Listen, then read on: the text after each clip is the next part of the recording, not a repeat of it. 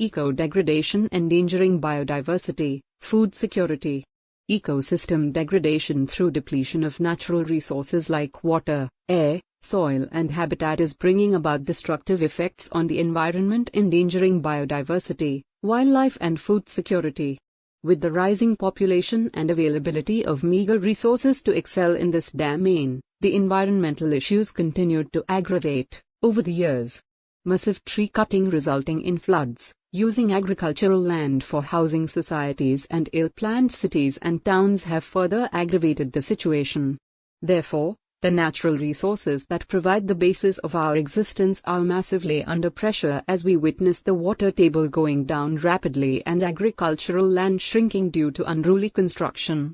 According to recent World Bank findings, climate change-related disasters have affected over 75 million Pakistanis during the last 3 decades in terms of agriculture and biodiversity damages, incurring estimated losses of over $29 billion, roughly $1 billion per annum.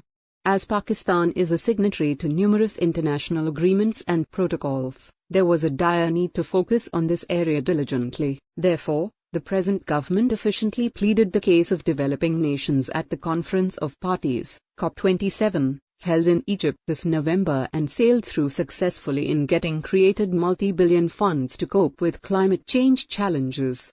Agriculture and biodiversity play a critical role in achieving Sustainable Development Goals, SDGs, said Asad Imran, Director, Sustainable Agriculture and Food Program at WWF. Eco-degradation and climate change are issues of our major concern as Pakistan is among the most vulnerable countries to these phenomena. He said climate change was also a major threat to our food security as it was seriously affecting agriculture, forests, and fisheries.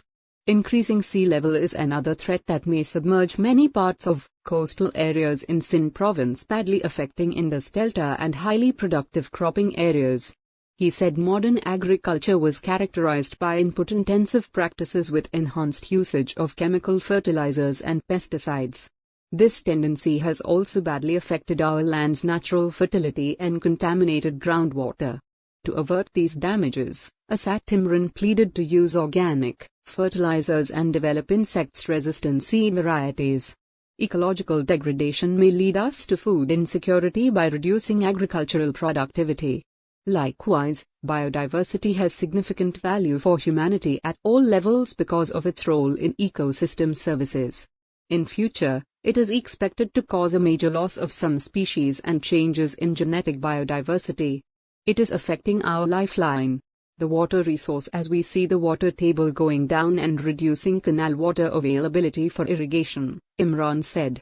It may also alter our agriculture output, including the seasonality of crops, quality and productivity, caused by plant diseases and pest attacks.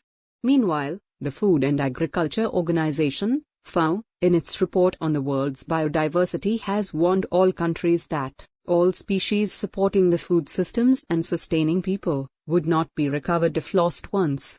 It stated that out of some 6,000 plant species cultivated for food and contributing to global food output, only 9 species account for 66% of total crop production. Eco-degradation is affecting our overall crop productivity. Even 1 degree increase in temperature directly affects productivity, and South Asian countries are the worst affected, said noted environmentalist Dr. Mahmood Khalid Kumar. Despite being rich in natural resources, Pakistan is still a victim to environmental degradation and we need immediate measures to avert its damages, he said. Since 32% of our population lives in urban areas, and if the current growth rate of urbanization continues, the country's urban population will surpass its rural population within the upcoming decade. Our green cover is rapidly vanishing. Massive tree cutting results in land erosion and aggravates floods, as we recently witnessed, said Javier Gais, a climate expert at the University of Central Punjab, UCP. Recurrence of recent flood phenomenon may again damage our most needed crops like maize, sugarcane, cotton and rice.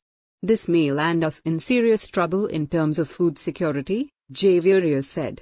As Pakistan expressed gratitude for creating the Loss and Damage Fund for Climate Justice, Punjab Secretary Environment Usman Ali Khan has urged collective efforts to cope with environmental and climate change challenges. He said the Punjab government has chalked out strict measures to control eco-degradation and environmental issues, including action against smoke-emitting vehicles and industrial units.